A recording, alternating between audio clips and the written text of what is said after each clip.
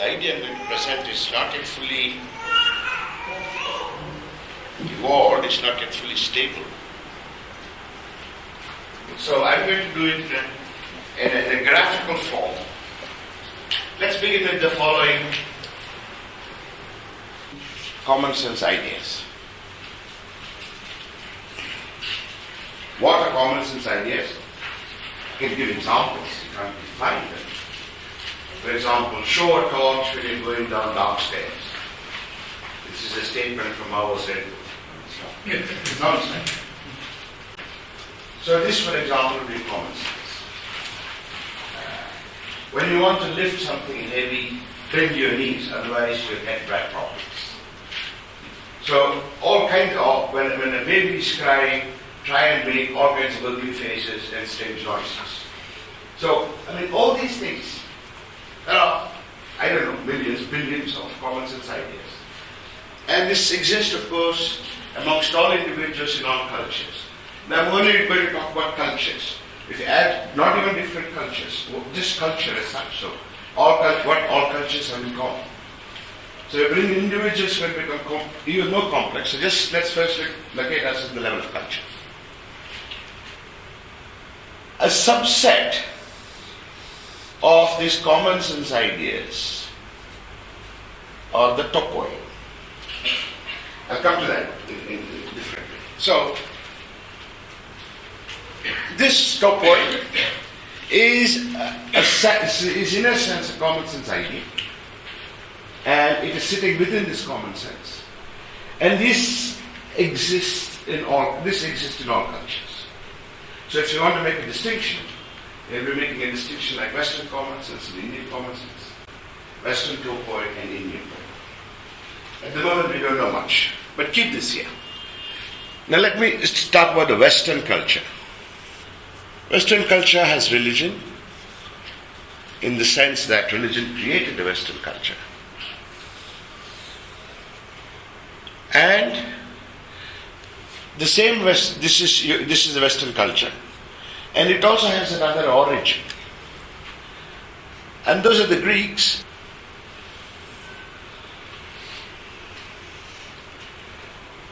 In the Greek culture, you already find the development of two important things in philosophy. One is, especially it was developed in philosophy by Plato, called theoria, which means theory, and rhetorics, which refer to the art of persuasive speech or the art of reason. Both were developed in the Greek culture by philosophy.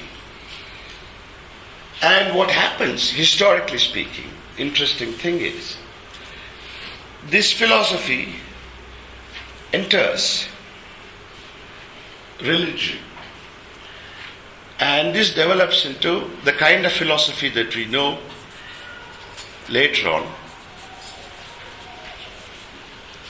which is very deeply influenced by two things. See, the Greek notion of theory, it is really very simple. The way you sit in a theatre and observe drama, observe poetry, observe performances. Theory means mentally observing things. So the notion of theoria, as the Greeks developed it, is to mentally see, consider things that are happening in the world.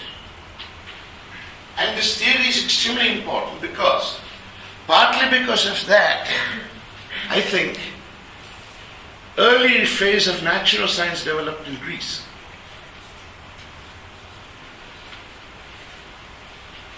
Coming from here. In other words, this already tells you, suggests that there is some intimate connection between the notion of theory and development of natural sciences. Hydrostatics, for example, that was developed. Geometry, that was developed in Greece.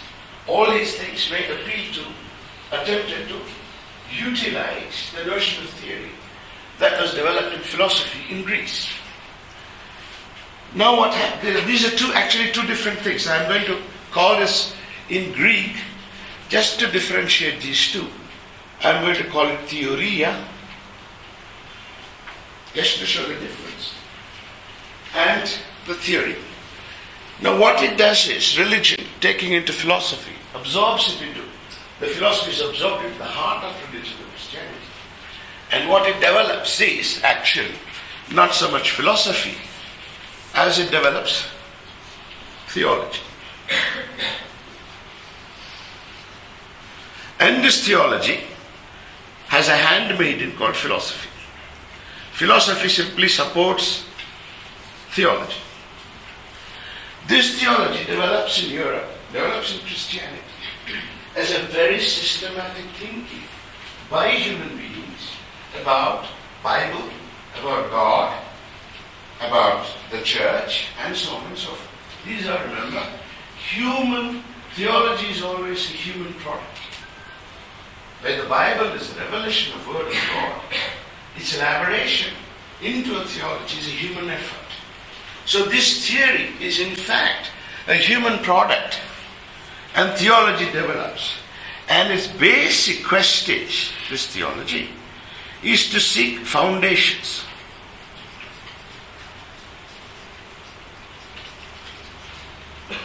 Seek foundations.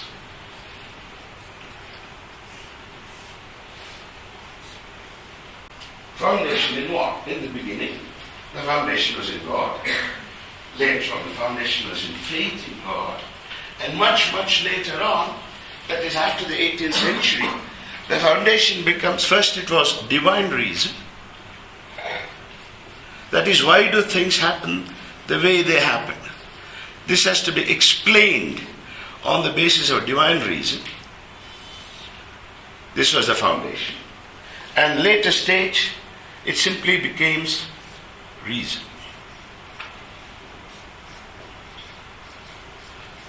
Having everything, philosophy, not so much theology anymore, 18th century philosophy tries to seek the foundation of everything in human reason. And this is exactly what is called, what I would like to call, rationality.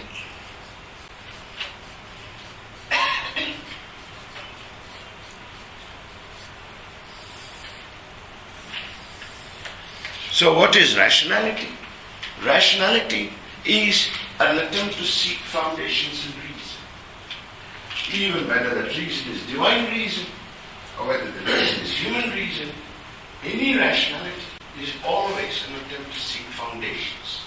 And that is why, for example, Christianity has often been called rational religion.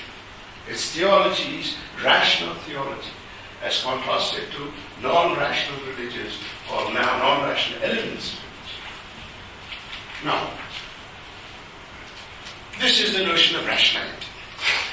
And now, in fact, since in the 20th century, this has got a very, very important role to play. Because what it has taught us so far, and this I have to check further, I have to look really deeper, but on the basis of what I know so far, there is something extraordinary about this attempt to seek foundations in reason, because what they have shown us so far, all this research into logic, into rationality, into choice theory, social choice theory, rational choice theory, game theory, all these theories, is they have demonstrated to us the limits of human reason. And that's why they are so important. In fact, philosophy, Western philosophy, from the 17th century onwards, you can see as an attempt to circumscribe the limits of human reason. The most famous of whom was Immanuel Kant. When he wrote his Critique of Practical Reason, he tried to show that reason, when it goes beyond the limits of experience faces contradictions. So this attempt to limit human, not so much to limit human reason, to discover the limitations of human reason, is the role of rationality. So the entire Western philosophy, if you like, influenced by medieval philosophy and theology, before that influenced by religion, but partially absorbing and transforming. First, I'll come to rhetoric soon, of theory, develops the attempt, has given us the last 5 centuries of Western philosophy, all of which, including logical positives, including Popper, and all philosophies of science, has to establish the limits of human reason. This is a very partial thing of Western culture. I'll come back to this. Now let me begin a bit abstractly. So there is this common sense idea, entropos. What do you do with them actually? Well, what you do is very simple. Use them. Let's just think about common sense reason. To think about human practices. So you use your common sense ideas. Forget the topper for a moment. Use your common sense to think about your experience in the world, or to discuss about human practice. And these human practices, of course, are a small part of a very, very, very big thing, which has in some senses no limits, which is called experience, human experience. We should also talk about experience, but I won't do it this time, because we have to understand that the notion of experience in India is something completely different from the possible, the notion of experience that is prevalent in the European philosophy, the European culture. But I won't talk about it unless it becomes necessary. And how do we think about human practice? So why do we think about human practices? We think about human practices simply because we would like to improve human practices, make them better in one sense, or whatever. Maybe it's efficient, maybe because we feel some particular action is unjust, or maybe because we feel that some new action has to be added, or maybe some old action has to be discarded. In other words, it's a slow cumulative process of reflecting about human practices and transforming human practices. This is again in all cultures. And out of this process of thinking about human practices, what slowly begins to develop is what I call reasonableness. And what is this reasonableness? When you think about human practices, start changing. Your ideas about human practices also begin to change. And you begin slowly. Again, it's a cumulative process. It takes millennia for it to happen.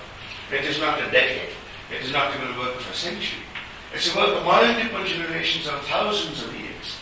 That slowly these common sense ideas begin to become coherent and compatible. And that is exactly what reasonableness is all about. That is, as cultures develop, as cultures evolve over a period of time, a certain reasonableness begins to develop in these cultures.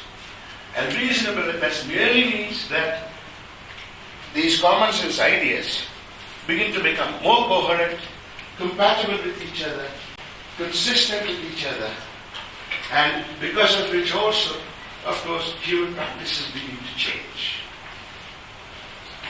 Now, I want to suggest something interesting now to make a cultural difference. I want to suggest that in the time that rationality developed in the Western culture, in the same place, what evolved in India was reasonableness. And GSR suggested a beautiful translation. GSR suggested a beautiful translation, I think is very right. Reasonableness in India, the word we use for it is this. One of the meanings of nyaya. There is nimatara nyaya na. We are not asking whether what you're reasoning is ethical, but we are asking whether what you're saying is reasonable. Our Heli nyaya na is what he said